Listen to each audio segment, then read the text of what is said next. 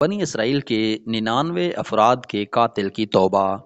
بخاری و مسلم میں بنی اسرائیل کے ایک قاتل کا واقعہ نقل کیا گیا ہے۔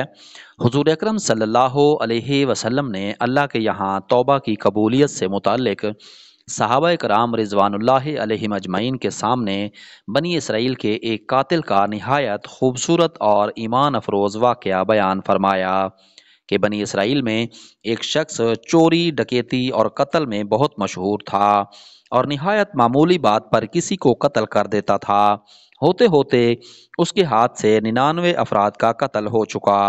اس کے بعد اس کے دل میں احساس پیدا ہوا کہ مجھے بھی تو اللہ کے یہاں جانا ہے۔ چنانچہ یہ فکر بڑھتا رہا اور لوگوں سے معلومات کرتے ہوئے سرگرداں پھرنے لگا کہ کیا میری توبہ قبول ہو سکتی ہے یا نہیں۔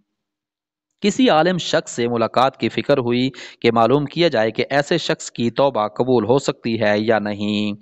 لوگوں نے ایک عابد شخص کے پاس جانے کا مشورہ دیا۔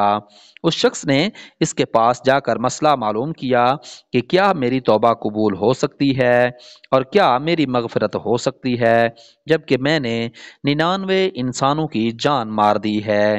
تو اس عابد کو مسئلہ معلوم نہیں تھا، تو اس نے اپنی عقل سے قیاس آرائی کی، جو آدمی 99 انسانوں کی جان مار سکتا ہے اس کی مغفرت کہاں سے ہوگی؟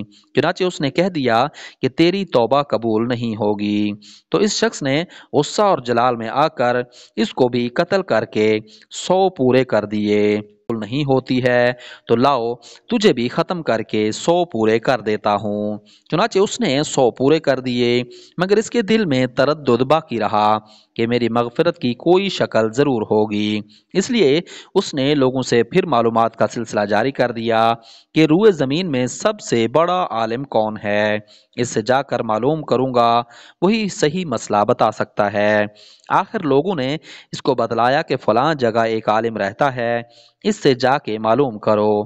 چنانچہ اس نے اس عالم صاحب کے پاس جا کر اپنی زندگی کی کارگزاری سنائی اور 100 آدمیوں کو کس طرح سے قتل کیا ہے سارا کارنامہ سنا کر معلوم کیا کہ اب بتلائیے کہ میری توبہ قبول ہو سکتی ہے یا نہیں۔ کیا اللہ کے یہاں مجھ جیسے گناہگار کے لیے بھی مغفرت کا کوئی خانہ ہے؟ تو اس عالم صاحب کو چونکہ علم تھا تو اس نے بتلایا کہ تیرے گناہ معاف کرنے میں اللہ کے یہاں کیا رکاوٹ ہے؟ اللہ کی رحمت کا سمندر تجھ جیسے گناہگاروں کے گناہوں سے بہت بڑا اور بہت وسیع ہے۔ چنانچہ اس عالم صاحب نے مشورہ دیا کہ تم فلاں جگہ سفر کر کے جاؤ، وہاں کچھ اللہ کے بندے رہتے ہیں، ان کا مشغلہ صرف اللہ کی عبادت ہے، ان کے ساتھ مل کر اللہ کی عبادت کرو اور نادم ہو کر اپنے گناہوں کی معافی مانگو، انشاءاللہ تمہاری مغفرت ہو جائے گی۔ جب اس شخص نے آدھا راستہ طے کر لیا تو ملک الموت آ گئے اور اس کی موت ہو گئی۔ اب اس کی روح لے جانے کا مسئلہ کھڑا ہوا۔ آسمانوں سے فرشتے رحمت کے بھی آئے اور عذاب کے فرشتے بھی۔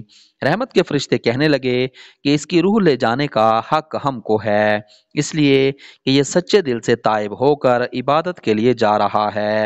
اور عذاب کے فرشتے کہنے لگے کہ اس کی روح لے جانے کا حق ہم کو ہے، اس لیے کہ اس شخص نے کبھی کوئی نیک کام نہیں کیا ہے، پوری زندگی معیشت میں گما دی ہے۔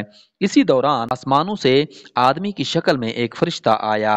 بعض روایت سے معلوم ہوتا ہے کہ یہ آنے والا فرشتہ حضرت جبرائیل امین علیہ السلام تھے۔ چنانچہ اس فرشتے نے تشریف لا کر ان دونوں طرح کے فرشتوں کے درمیان یہ فیصلہ کیا کہ دونوں طرف کی مسافت ناپ کر کے دیکھ لو کہ جہاں سے آ رہا ہے وہاں کی مسافت قریب ہے یا جہاں جا رہا ہے وہاں کی مسافت، لہذا جہاں کی مسافت قریب ہو اس شخص کو وہاں والوں میں شمار کر دیا جائے۔ چنانچہ دونوں طرف کی زمین ناپ کر دیکھی گئی تو جہاں جا رہا تھا وہاں کی مسافت جہاں سے آ رہا تھا اس کے مقابل میں صرف ایک بالشت قریب ہے۔ چنانچہ فیصلہ ہوا کہ مقام معصیت سے مقام عبادت صرف ایک بالشت قریب ہے، اس لیے رحمت کے فرشتوں کو اس کی روح لے جانے کا حق ہوگا۔ چنانچہ اللہ کی طرف سے اس کی مغفرت کا اعلان ہو گیا۔ ایک روایت میں آتا ہے، قتادہ رضی اللہ عنہ فرماتے ہیں، حسن نے فرمایا کہ ہم سے یہ ذکر کیا گیا ہے کہ اس شخص کے پاس جب ملک الموت آیا تو وہ شخص سینے کے بل اس سرزمین کی طرف گھسٹتا گیا۔ حدیث قدسی میں آتا ہے کہ میں اپنے بندے کے ساتھ اس کے گمان کے مطابق ہوتا ہوں، اور وہ مجھے جہاں بھی یاد کرے میں اس کے ساتھ ہوں۔ بخدا اللہ تعالیٰ اپنے بندے کی توبہ سے اس سے زیادہ خوش ہوتا ہے جتنی خوشی تم میں سے کسی ایسے شخص کو ہوتی ہے جس کا جانور بیابان میں گم ہو کر پھر اسے مل جائے۔ اور جو شخص ایک بالشت میری طرف آتا ہے میں ایک ہاتھ اس کے قریب ہو جاتا ہوں، اور جو شخص ایک ہاتھ میرے قریب آتا ہے میں اس کے ایک با پھیلائے ہوئے دونوں ہاتھوں کے درمیان کی مسافت قریب ہو جاتا ہوں، اور جب وہ میری طرف چل کر آتا ہے تو میں اس کی طرف دوڑ کر آتا ہوں۔ حاصل کلام یہ ہے، معلوم ہوا کہ انسان جب بھی سچے دل کے ساتھ توبہ کرے گا تو اللہ تعالیٰ ضرور قبول فرمائیں گے۔